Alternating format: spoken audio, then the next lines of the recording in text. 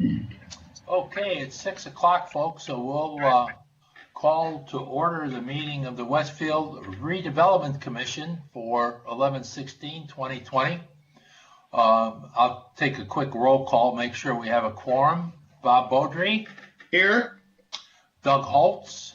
Here. Jill Doyle. Here. Thank you. Melissa Risk.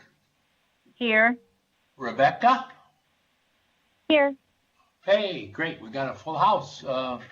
Okay, we'll get started here. We've got a quorum, and the first item that we have, we do not have claims tonight, so the first order of business is for the approval of the meeting minutes for our last meeting of October 19th, 2020. The only thing I saw, John, is that there was a few typos down there underneath the first items of business. The paragraph starts with Michael Hart, and maybe that's been corrected, but now there's some comments there by Jim Treat and needs a little bit of cleanup. That's not I see. Yep, item, I see but is there anything else from any of the commission members in regards to the minutes for any corrections or additions? Okay, hearing none, I am open for a motion for approval of the minutes with the minor modifications that are necessary. This is Doug Holtz, so moved. Okay, motion by Doug Holtz. Do I have a second? Bob Beaudry will second. Okay, second by Bob Beaudry. Any other comments? Hearing none, we'll take a vote. All in favor, please signify by saying aye. Bob Beaudry. Aye. Doug Holtz. Aye. Melissa Risk. Aye. Jill Doyle. Aye. Joe Plankus. Aye. Motion passes. Minutes are approved. Next item on the agenda is the RDC Resolution 13-2020, confirming amending Declaratory Resolution 12-2020 for the Wheeler Economic Development Area. Catherine, you want to introduce this, if you will, please? Yes. This resolution follows the declaratory resolution that was adopted last month. And basically that resolution includes amendments to add the J.C. Hart apartment project that we discussed, and also to update the cost estimates for the original Wheeler Landing project, specifically the public improvements project, as it was called in the development agreement, and subsequent resolutions that were adopted in 2019. And basically that's all that's being done here, is to update the economic development plan for the Wheeler Landing Economic Development Area, which is a requirement under the Redevelopment Commission statute, which is 36714. We've also advertised this for public hearing, and so those advertisements were confirmed by both newspapers. Okay, thank you, Catherine. John, do we have anything in regards to citizen input? We do not. Okay, well, we'll open up the public hearing for the resolution at 6:03. Do we have anyone that would like to comment on the resolution before the commission?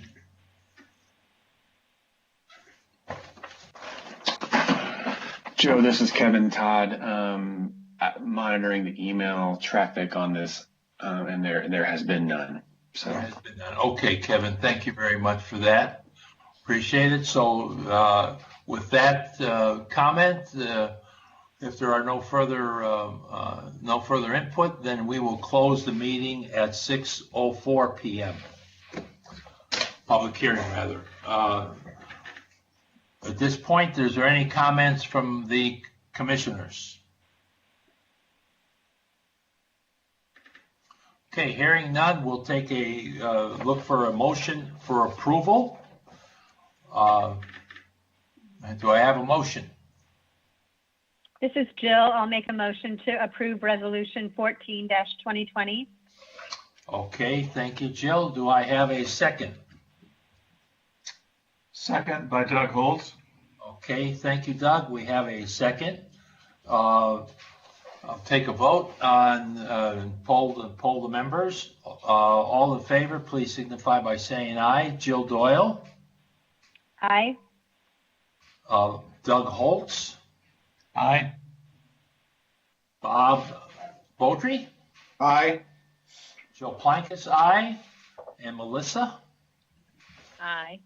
Okay, we have 5 ayes. The motion carries. Thank you, everyone. The next item on our agenda is RDC Resolution 14-2020, pledging certain tax increment revenues for the Wheeler project. Catherine, if you would, please. Yes. This resolution pledges a tax increment to the bonds that are expected to be issued by the city of Westfield. Last week, the Economic Development Commission held its meeting and public hearing to discuss the apartment project and the cost estimates, the revised cost estimates for the public improvements portion, which is to be completed by Wheeler Landing, and approved that with recommendation to go to the council. The council heard last Monday at its meeting an introduction of the bond ordinance. And so this resolution simply pledges the tax increment from the Wheeler Landing area to each of those bonds. You will also notice in the resolution, just to call your attention, in the section, excuse me, let me pull it up here so I have the right one. Section or paragraph 8 of this resolution, we are repealing any conflicting portions of the prior pledge resolution that you adopted in 2019. If you remember, we're kind of revising things here with this project. And so I just wanted to make note that we are repealing any portions of that prior resolution that would be in conflict with this to ultimately make sure that we're not pledging tax increment to 2 different sets of bonds. The first one was the one in 2019 was called a note. So just wanted to point that out to make sure everyone's clear on that. Okay, and I think you've addressed a couple minor issues in the resolution and with providing us with a red line copy. Catherine, do you have anything you want to comment on that? Those were just a couple clarifications to make sure we fully define the J.C. Hart developer as that developer was defined in our proposed First Amendment to the Economic Development Agreement, and just making one clarification in the second to last whereas clause where we mentioned the Series B trust indenture, and then just a couple of clerical corrections. Okay, are there any questions or comments from the commissioners?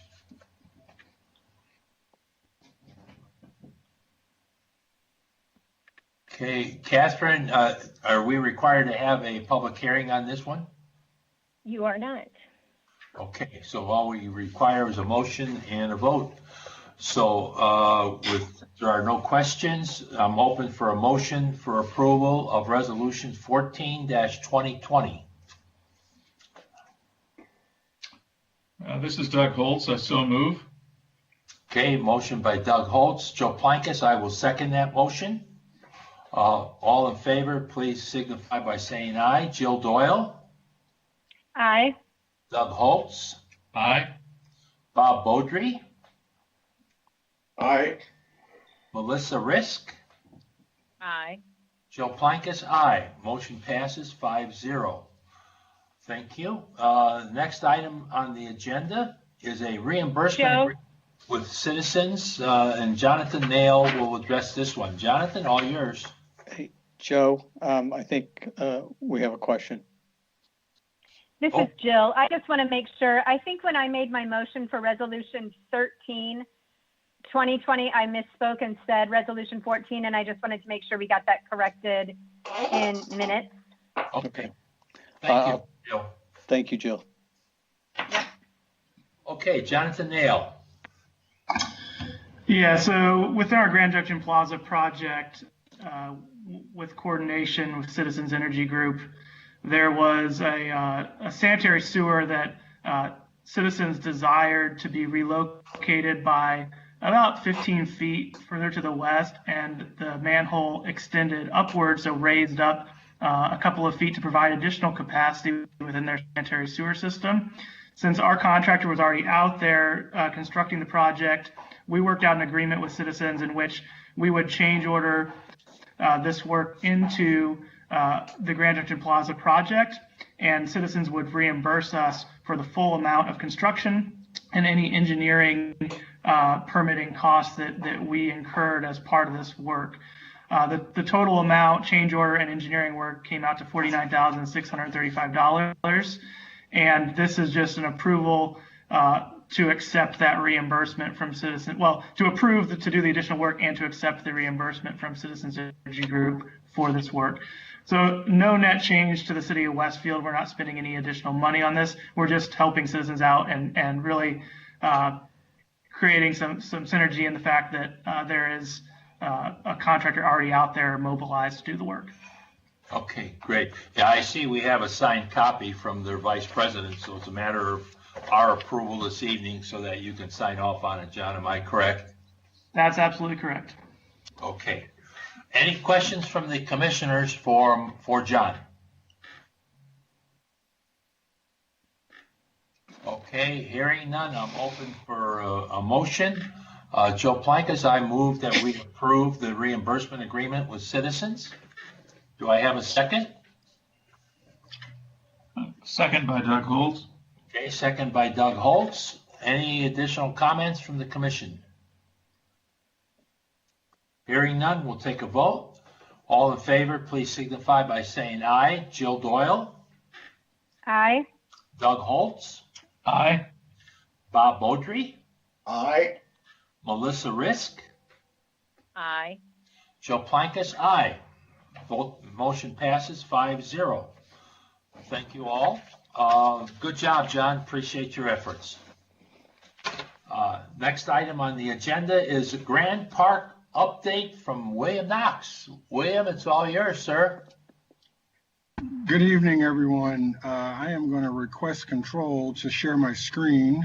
I have a quick presentation that I could share with everyone. Okay, I'm going to stop sharing right now. I thought it was. Yes, there we go. Okay. Did it work, William? I'm going to work on that right now, John. Actually, you've given William control of your computer. So what I would do is, at the top it says stop share. And then William, at the bottom of your page should be a little button that says share. All right, does everyone see my screen as of yet? Grand Park Sports Campus 2020 overview? Yep. Yes. We got it. Perfect. Good evening, everyone. Council members, I appreciate your time. I'll try to get through this fairly quickly. I know you have a lot on the agenda tonight. As for every department with the city, this has been a very challenging year. For Grand Park, it's no different. The sports tourism industry was definitely set back a little bit this year as a result of the COVID-19 pandemic that we're dealing with. But even though this is a horrible disease and a horrible time in our country, we've found a way to kind of come out of this and be in a fairly good position as it relates to the sports campus. While we're still in the midst of this pandemic, we too know with numbers rising here in Indiana, and we still have fairly sizable events yet to happen this year, we have to be very cautious and really go about this in the right way. So what I'm going to talk to you a little bit today is just kind of some of what happened throughout the course of this year and looking forward a little bit. As many of you are aware, this year, 2020, is the first year that all of the Grand Park staff salaries were insourced into our budget. In previous years, the salaries were coming out of other areas. This is the first year that we've been able to do that. As a result, we went through and we insourced a lot of our grounds related activity. And a lot of that work is currently being done in-house is what we call it. So we have a small team of individuals that manage the field sport assets as well as the commons on the field sport side and all of the maintenance around the event center. As many of you councilmen are aware, I shared an email with you a couple of weeks ago that we received a grant through Hamilton County, and we're putting those funds towards a few capital projects on campus, one of which is an irrigation upgrade for the campus. When we built the park 6 years ago, so seems like forever, many years ago, we put in a system that we thought was adequate for our needs, and that is just not the case. The volume of water that we push through is the largest in the state. So we've had to go through, and I apologize for the noise in the background. We've had to go through and upgrade some of our irrigation system, and that grant will help us out tremendously in doing that. We've also done this year a turf field evaluation. This is our 6th season. And as we look to the future and try to make sure we strategize about improvements on the campus, we want to get a good understanding of where our current status of the fields were. So we did do that. Even though we did not have Colts training camp this year, the Colts made a significant investment to the tune of almost $1 million into the campus and created what we call the Colts City Pad and the Play 60 field. That construction was overseen by Jeremy's team as well as some individuals from my team. But Jeremy's team definitely deserves a lot of credit in helping make sure that project came through. And it is fabulous if you haven't seen it. I'll also talk a little bit about some of our help in preparing reopening guidelines for COVID-19 and some of the work we did there. And then there was also some enhancements on the indoor space that we were able to accomplish this year as well. This is just the map, just showing the outlay. This also includes the new building, the ProX building that opened up about 2 years ago, and just kind of highlight some of our key partners on campus as well. This is our staffing charts, just to kind of give you some awareness of our current staffing levels. This is kind of how things lay out. All the positions are currently filled with the exception of one. And then we have a few seasonal positions that we'll pick up once we get back to the springtime. As it relates to the COVID-19 response, as you could imagine, we went through a lot of different transitions related to trying to figure out what we needed to do once we were able to reopen the campus. I'll never forget the day, March 16th is the day we shut our doors for a temporary period as a result of COVID-19. And once we were able to reopen in a big way. So the credit goes to the staff for helping develop the plans and really create a safe environment for athletes to come back and play at the campus. In addition to the work that we did in-house, we also partnered with IUPUI and did a study to really understand what we needed to do to make sure people felt safe when they returned to campus for their activity. We were hoping to get a few hundred responses to this survey, and we ended up getting over 10,000 respondents that really helped us shape our protocols and guidelines related to reopening the campus. So that was a huge help for us to really understand what we needed to do. We also created the Grant Park Safety Team, which Angie Frazier and some of her staff has helped with, and our staff has kind of taken over. But these are individuals now that are on site to help make sure individuals are doing all what they're supposed to do as it relates to social distancing, wearing masks, and all the things that now have to become the new normal until things change. We were also very fortunate to get some CARES Act funding to the tune of almost $60,000 to reimburse us for some of our expenses related to signage, different equipment that we purchased, and other things related to COVID-19. Looking at the operations, a lot of things transitioned, particularly during the time we were shut down. In March, you would think there's not a lot going on, but we had a significant soccer season that we missed out on. And also, that's when the grass starts to grow again. So our grounds team had to really tool up to step up and get that done with limited numbers. And fortunately, our operations team stepped up and assisted in those efforts as well. And then what I call our admin team kind of picked up.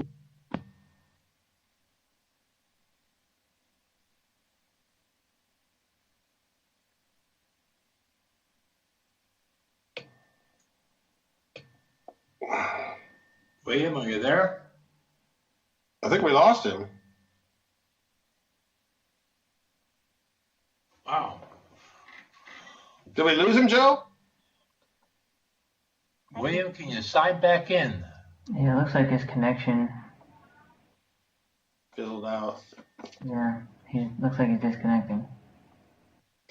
I had that happen to me during the presentation. I had to sign back in.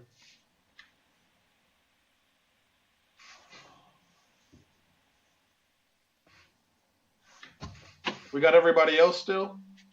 Yeah, well, I think everybody else is still connected.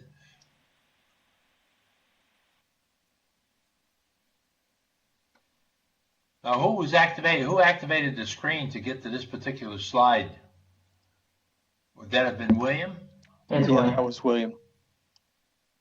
Okay, I wonder if he realizes we can't hear him anymore.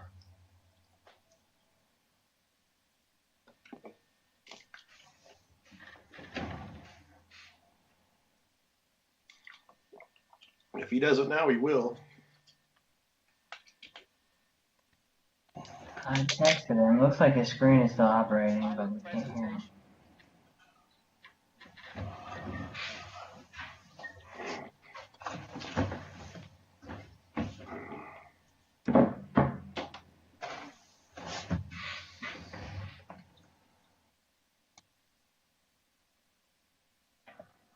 Hey, Chris, this is Todd. It appears that William's microphone icon is in a pause mode.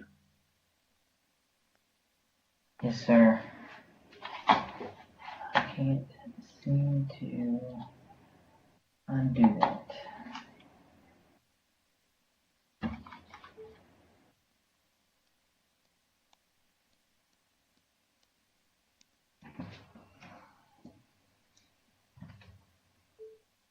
I just texted William, so we'll see if he's got his phone close by.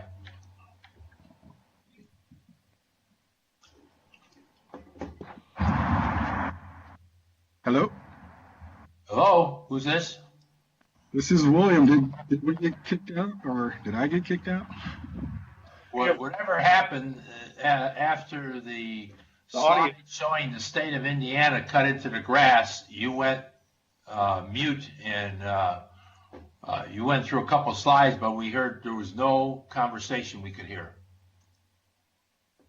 Technology, you have to love it. I apologize. I can kind of go. So essentially, I was talking a little bit about the operations and where we were. If I could, I'd like to show the last slide that I had up, if I can get my screen back up very quickly.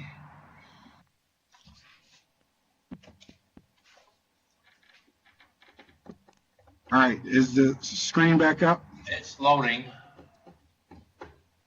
So I can see a financial slide right now. Okay, There we go. Yeah, and I apologize. Some of the other stuff was garbled. This is the real meat and potatoes here. I was going through, and as I mentioned previously when I was talking, maybe you heard it, maybe you didn't, but we had to provide significant refunds to a lot of activity that was not able to take place, and you can see that in our Q2 numbers. But we rebounded fairly nicely as a result, and had the best July we've had since the campus opened.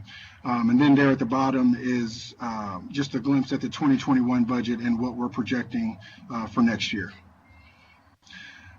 So I will pause now. I apologize that the screen may have gone out and my audio may have gone out, but I will pause now and answer any questions that anyone may have. Okay, we lost the chart.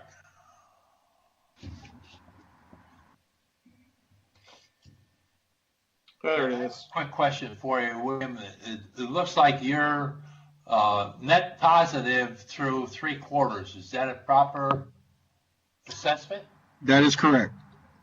Okay, and that's including all of the salaries that you mentioned for the different staff members that have been transferred to the actual Grand Park budget versus whatever departments they came from.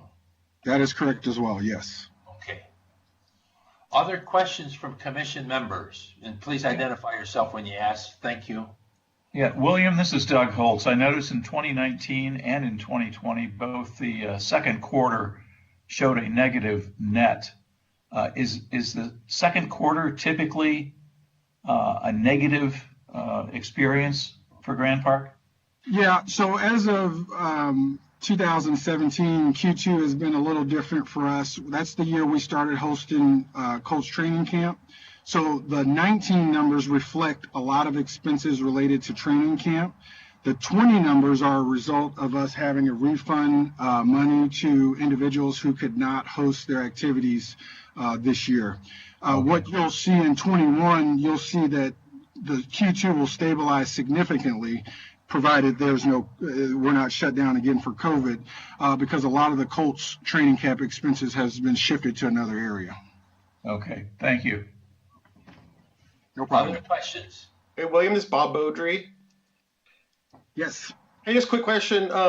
With everything you guys have had to deal with COVID and all like that, do you anticipate or expect that there's a potential where you'll have to experience any staffing reductions in the short term or near future? Yeah, great question. From what we've realized to date, the only staff members we were ended up not staffing them with hours is our part-time staff.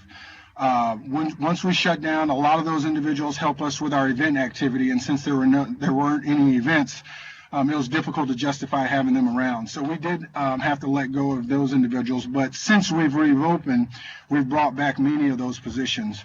We have not gotten to a point where we've had to evaluate full-time staff and transitioning those individuals. Okay. Joe Plankus again, William. Looking at 2021 budget, that takes into account assuming that we can have some kind of normalcy and not have the COVID-19 be an overriding factor. Does that take into account expenses associated with the Colts? And in essence, that's a pro forma that takes that all into account as a quote normal year, if I can use that term, if we ever have it. Yeah, another great question. I will tell you, we softened the revenue numbers just a little bit, just not knowing what to expect. I think we could potentially do a little better than that on the revenue category. We held on a lot of the expenses, knowing that, unless it's utilities, if we're shut down and things of that nature, those stay true regardless. So I think, to your point, it's as normal as we can have it at this point. If we start to see some activity in the first quarter that is not trending the way we like it, we'll adjust Q2 and beyond and then definitely share that with you guys at that time. Great. Other commission member questions? Yeah, William, sorry. William Doug Holtz again. How far out in advance are you booking events? I assume you're booking for 2021. Are you also booking for like 2 and 3 years out?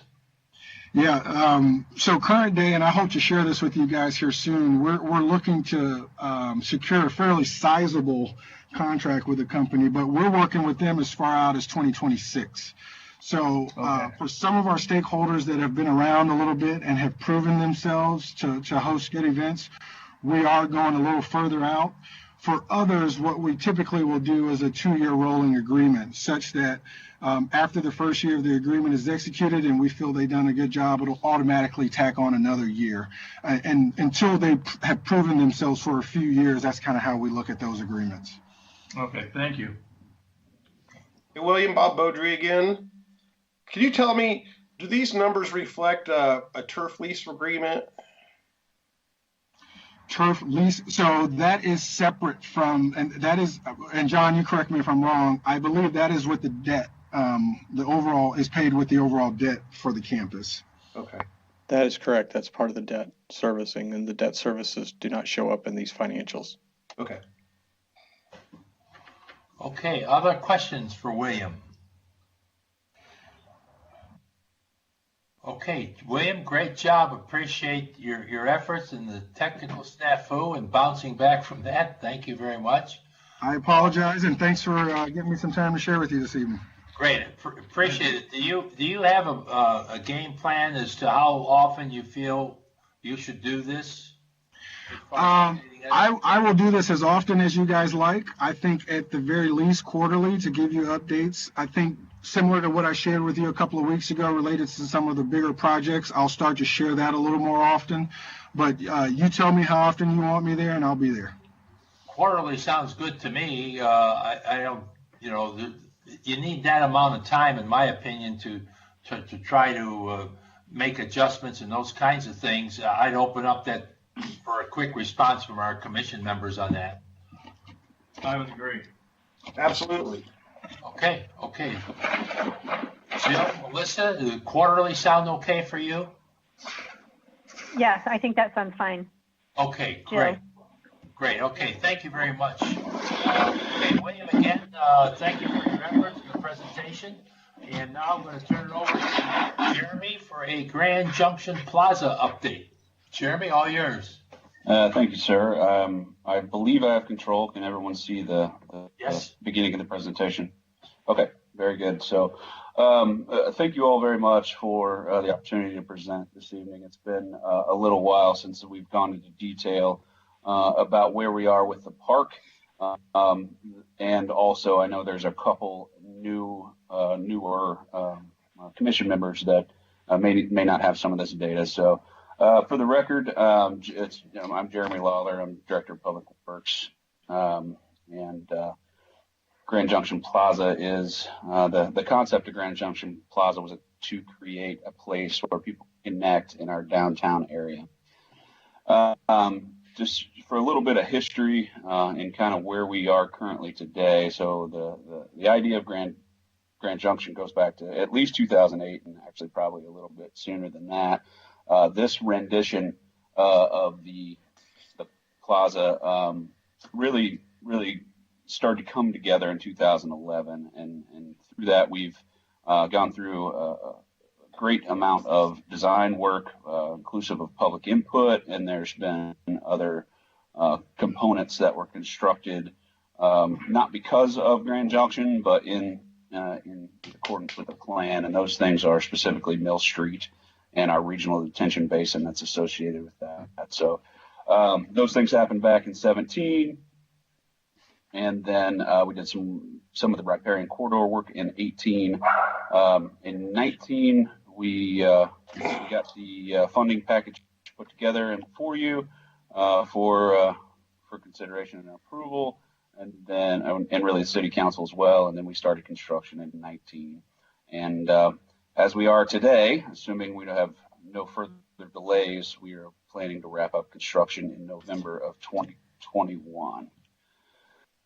So where we are today, as you can see here, this is a rendering of the plaza, not a rendering, actually, it's an aerial photo of the plaza that was taken on Friday.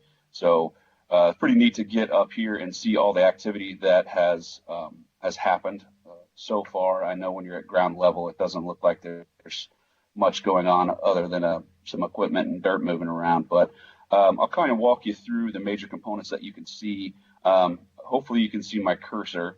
I'll start down here. What you see down here is what will be the stage. All these little dots are the piles, so the foundation of the structure. It's a pretty sizable structure, so creates quite the foundation. Over here is what we call Building G, or the green room building. So this will be a finished space with a restroom and a couple public restrooms there. You can kind of see the rough end plumbing. Working around, this is Building R. Also has a couple public restrooms on the north there, and then some additional storage area and mechanicals in this larger space. One of the neat things that is coming together right here is this is the basement of what will be the plaza building. So you can see how intricate the foundation of this thing is, and that's pouring and coming together right now. So if you can imagine, that is the plaza building. Then the plaza itself will be in this general area. Right here will be the top of the grand lawn, all looking down to what will be the stage and amphitheater pavilion. When you move to the other side of the stream. This area here is what was originally a restaurant, facility. Now it's kind of a quiet space with some tables, and still has the footprint of what the building would be in order to represent kind of the overall concept. In this area here, you see a couple knee walls. This is where the playground area will go once it's done. And I'll get into the playground here in just a few minutes. Just off to the right side is where the trailhead is going to be. This piece is really nice and coming together. You can see there's some more piles there that will be a boardwalk, and then the wetland amphitheater. So we will host little weddings, small music performances, potential small theater performances, and then generally just a nice place to hang out and look over the corridor.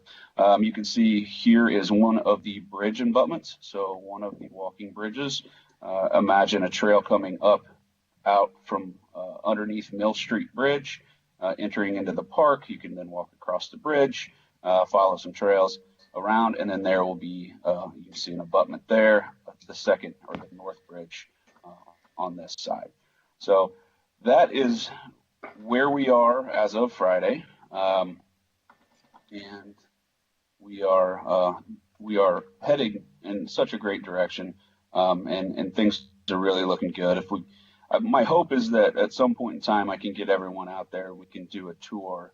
We'll probably need to wait for a little warmer weather at this point, but and then everybody can kind of get boots on the ground and touch and feel what's going on out there. So to take you back a little further, the method of construction that we chose was construction manager as constructor, CMC.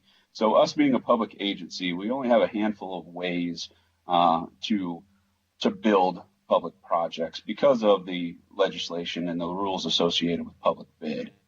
John and I talked through and interviewed different companies with different perspectives from all the different aspects. You're really looking at a traditional design, bid, build methodology, which is the more traditional what we do with roads.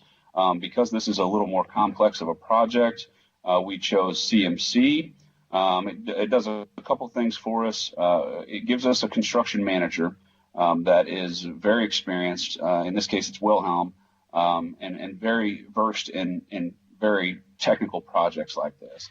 And then one of the deciding factors for us is the CMC methodology allows for a guaranteed max price or maximum price. And what that is, and you'll see later, and actually you've all approved at least one GMP throughout the process, but effectively it means that with this contract that you will consider here in a little bit, it identifies exactly what the city will pay for the plaza or the park project. So if you recall, this was the original design. One of the things that we have encountered through the process was when we bid the entire package, everything that you see here, our bids came in substantially higher than what our previous estimates were. And to be completely candid, we hired our own estimate construction phase to really just to troubleshoot and verify that the numbers that our consultants were giving us were correct. So the design team had their own estimate. We hired a third party or an estimator to work on our behalf just to make sure that we had concrete numbers. Granted, that was in 2016. Lots of things have changed since then. So when we went to market to bid this package out, bids came back in totaling just over $48 million. So we quickly identified that there were components of the park that were going to need to be evaluated and addressed. So if you recall, back then. That would have been in November of 19. We brought to you GMP number 1, or the initial GMP, which was the contracts from the original bid package that we believed were in line and would allow us to start construction of the project. So since that time, we started working through the bids. We were partnered with Wilhelm and the design team, working through what we call the value engineering phase. It's really the second or third one we've done on this specific project over the years, but we were looking at the high price components and talking about how we build the park, or the substantial portion of the park, while either moving these components into a next phase, or changing them in some way that is more cost effective, or in one or two cases just simply eliminating them. There's been tons of rumor in the community that we are way over budget, and that we're not getting the project that we were promised. And quite honestly, both of those things I think are just untrue, and I want to walk you through the changes that we are making. So we'll go from the highlighted areas. We'll start up here. This is the plaza, and was where the skating rink, the permanent skating rink, I should say, was going to be housed. And when I say permanent, I mean there was refrigeration equipment or infrastructure in the ground, in the concrete. Building R was largely a mechanical building, housing the condensers and the refrigeration system that would ultimately freeze the ice during the period of time. Well, that component alone came in at nearly $3 million. So we were looking at that and evaluating, is a 4-month amenity, 4 to 5 month amenity of the park worth, 10% of the overall project? And also, is there an alternative way that we can provide that without spending the $3 million? And what we've landed on is much like what you see in Carmel and in Noblesville and some other communities in the state, where a company comes in, they set up their facilities, and you have effectively a temporary skating rink that then gets packed up and hauled away at the end of the season. So it is our intention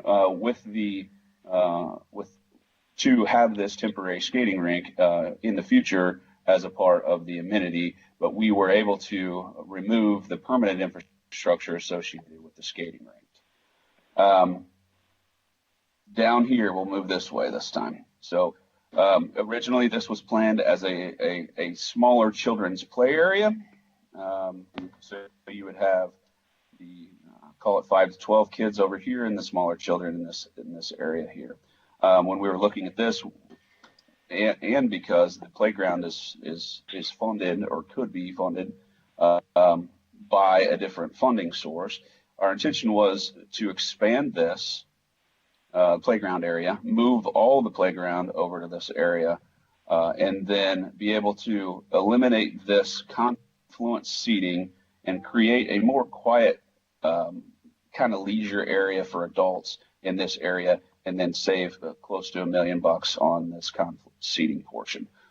So we're changing the functionality of this, eliminating what you see as this wave seating and this lower boardwalk. This boardwalk will remain as we saw in the current construction aerial. And then we're allowed to, and this allowed us to expand the playground area and put in I think a more dynamic and unique playground. So we were able to add something back in there while, we were evaluating taking these things away. Originally, this this is the southern bridge. We were going to delay that. So take the bridge structure out. We were going to build the bridge abutments so that we could add the bridge back at a later date.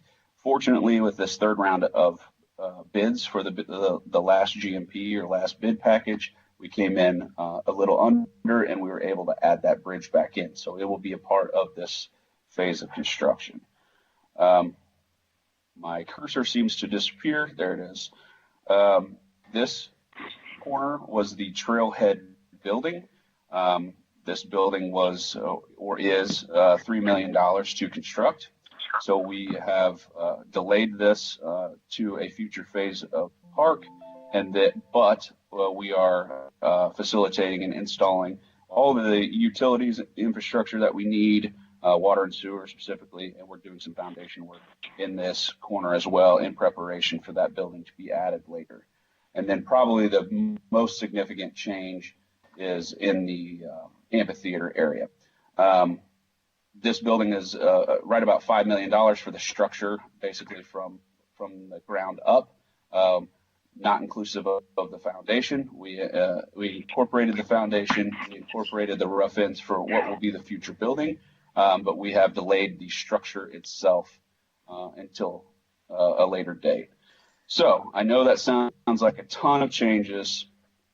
What I do want to do is take a little time to look at this rendering. So this rendering is the plaza as it is bid today, or in the contract that you'll consider, with the exception of this bridge is added back in.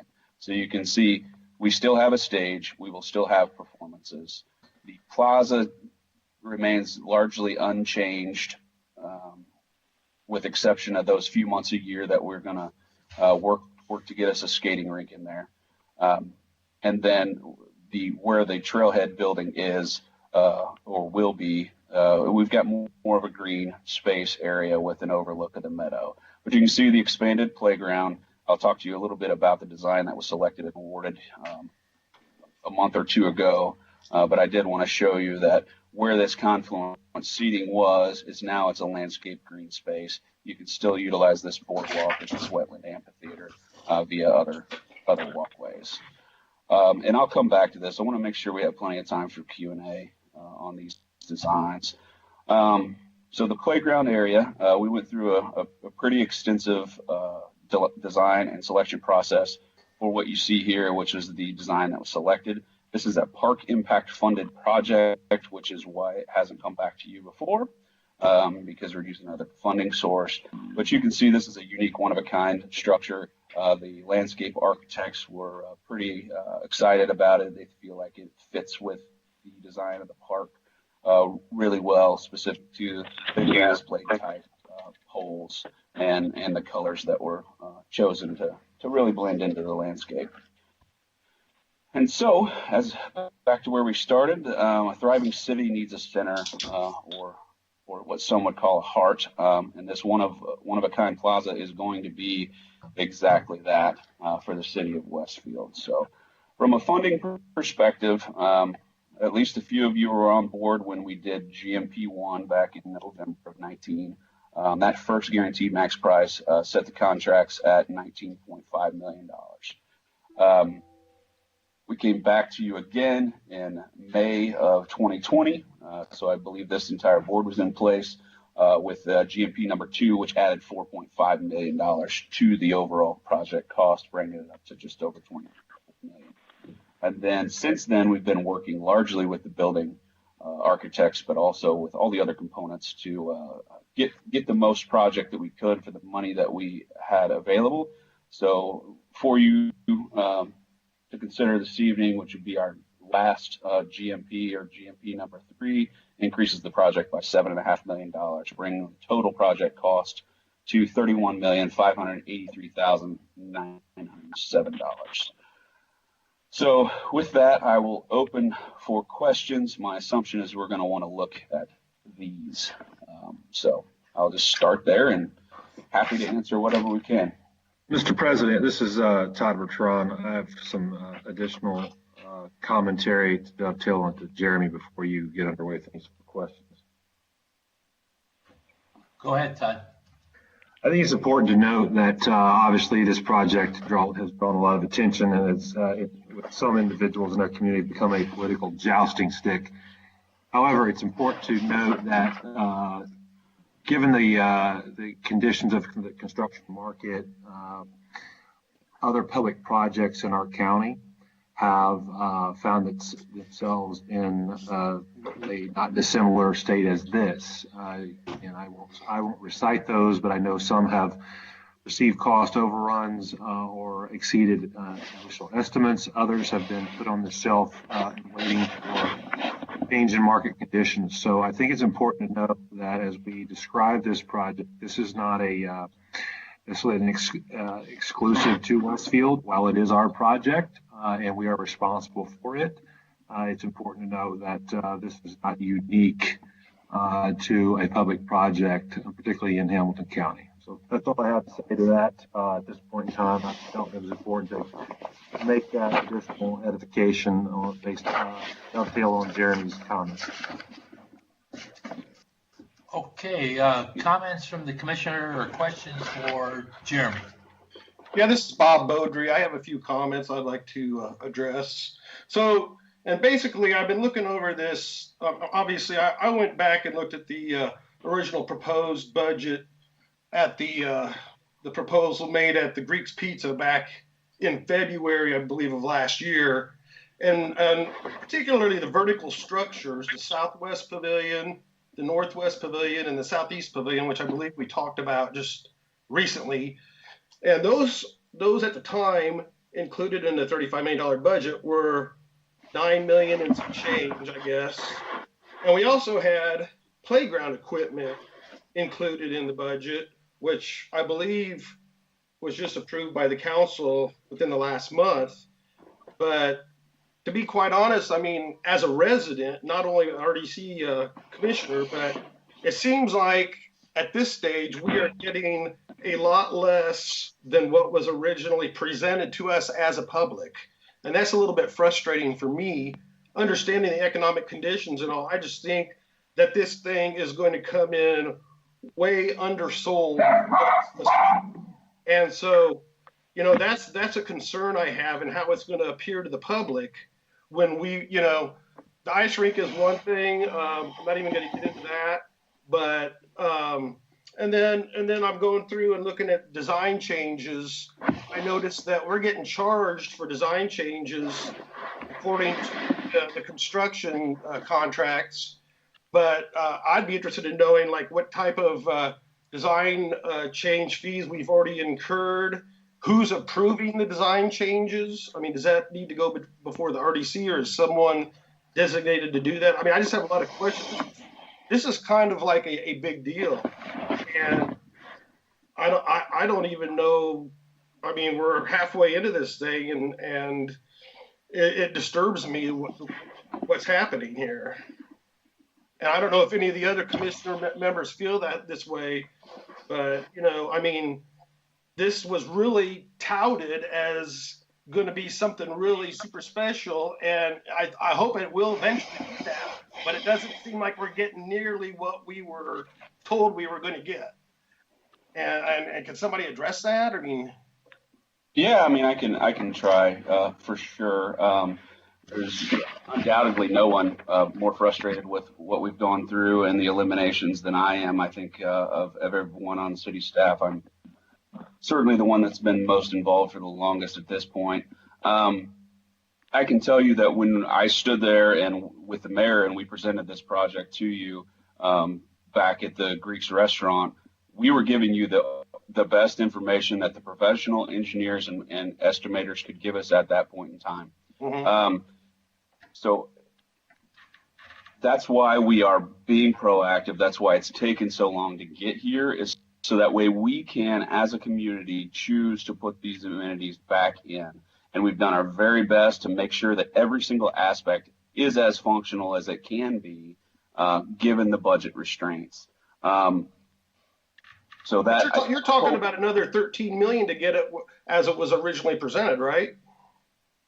If you're talking specifically about the two buildings, we've got those estimated at about $8 million to add those buildings. Yes. Well, I was talking about like the amphitheater, the stage, the support buildings, the ice pavilion. Well, okay, how are we going to pay for the temporary ice rink pavilion? The temporary ice rink. How is that going to get funded? We haven't identified that yet, because we don't know exactly the cost. In my mind, that temporary ice rink is a function of a park activity.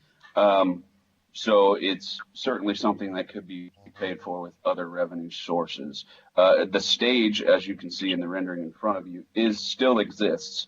We will still have all the acoustics, all the audio, video. We will still be able to have performances on that stage. It's just missing the building for this point in time. We are investigating temporary amphitheater options or some sort of temporary structure that can provide some shade if that is needed. And quite honestly, we're not there yet because these bid packages just came back in a couple weeks ago. So this entire time since November of 19, we've been working through all of these changes and components to try to build the plaza as well as we could.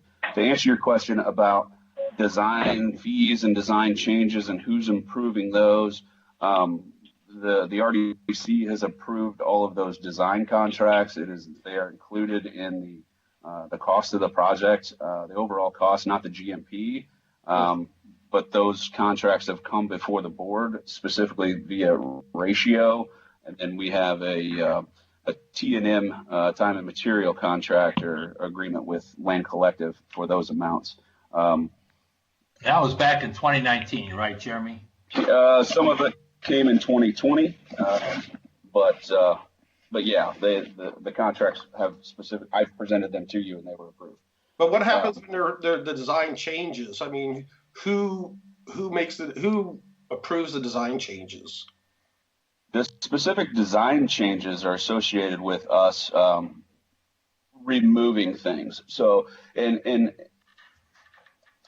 all this stuff works together. So when the amphitheater building went away or got delayed, we really had to decide, okay, it was the hub for the audio video stuff, at least for the amphitheater. Where do we put that? Where do we put the mechanicals? Where do we put the future stubs and rough ends for all of the things that will make that building possible later on down the road? You don't have staff that is knowledgeable enough to do that. So we went back to the original designers via the contracts that have been approved to add these changes within the design to continue to make all of this work. There was the way that the water fountain works in the plaza area was an additional space in the basement of the building that we are going to construct. Because we changed this to a non-recirculated water fountain, that changed the foundation of the structure. It removed walls, it moved things, it changed mechanicals in that basement of the plaza building. Therefore, we had to do some redesign. Okay, gentlemen, we're getting in the weeds here. Jeremy has presented GMP3. We have 2.5 minutes left for this meeting because then we definitely need to move to GMP3.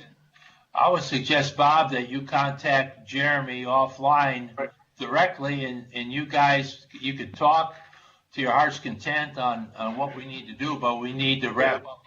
We need to wrap up this meeting. We're getting off target. Yeah, thank you for that, Joe, and I apologize for being a little long. The action I need tonight, and hopefully you can see it on the screen in front of me, is GMP number 3. As you can see in the gray highlighted box, that awards every contract that we have to build the park that you saw in the last rendering. That guaranteed max price is $31,583,907. So that is what we have been building up to, basically, Jeremy, with the first 2 GMPs. Is that correct? That is exactly correct. So if you look back at the other contracts, you'll notice that some of these bid packages, call it BG 126A, was not awarded because we hadn't come to terms with that contractor. So now all packages are awarded. So we have. I'm still in the Redevelopment Commission meeting. I'll be right back.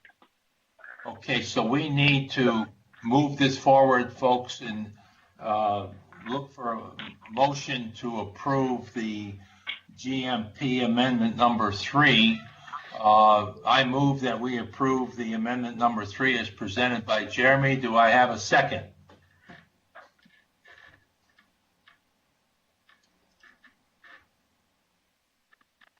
Hey, this is Pam. It looks like RDC is running late. Kevin said that we cannot start streaming APC until RDC is running. Okay, we need to wrap it up. Do I have a second to the motion?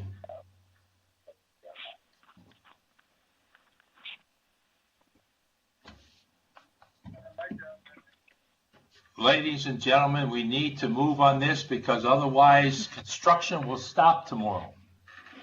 So is there a second to my motion? Joe, this is Melissa. I will second the motion. Okay, we have a second from Melissa. Thank you. We'll take a roll call on the vote.